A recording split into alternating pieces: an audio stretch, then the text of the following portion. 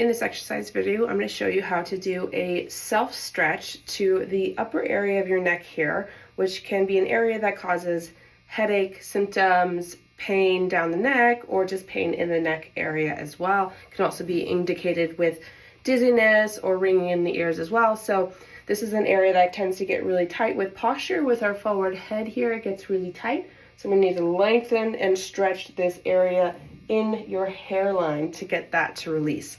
So what you're going to do in sitting or standing, you're going to make a fist with one hand, and you're going to place that fist underneath your chin. So not directly on the neck itself, so you're not pressing on the throat. You're just going to put it loosely with a little gap between your knuckles and your throat, and you're going to place it underneath your chin to your sternum here, the top part of your breastbone.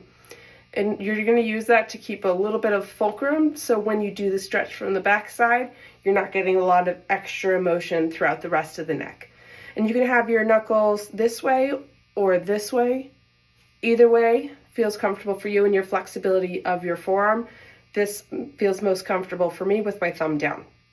And it can be the other hand too, so it doesn't matter which hand is where. So one hand underneath the chin, bracing it against the breastbone, so your head will be tilted forward just a bit. And now we're going to place the other hand on the back side of our neck, just at the hairline area here. And from here, we're going to keep our stable fist on our chest and do a gentle pull up and away with the hand that's on the base of our neck, or base of our head. Lifting up and away with this hand stabilizes. So what this is doing is creating the stretch here in these muscles in your hairline, and you should feel a bit of a pulling. If you feel a lot of pain or other symptoms with it, with dizziness or anything like that, go ahead and decrease the amount of stretch. So don't pull quite as hard. Now I'll show you from this way in case you couldn't see with my arm being in the way. So I have my fist here. Again, not resting directly on the neck. I'm trying to keep a little window, but I'm stabilizing my chin to my breastbone. This hand is going on my hairline, and you want to make sure your fingers in your hand are on your skull and not on the neck itself. And then this hand is doing a little lift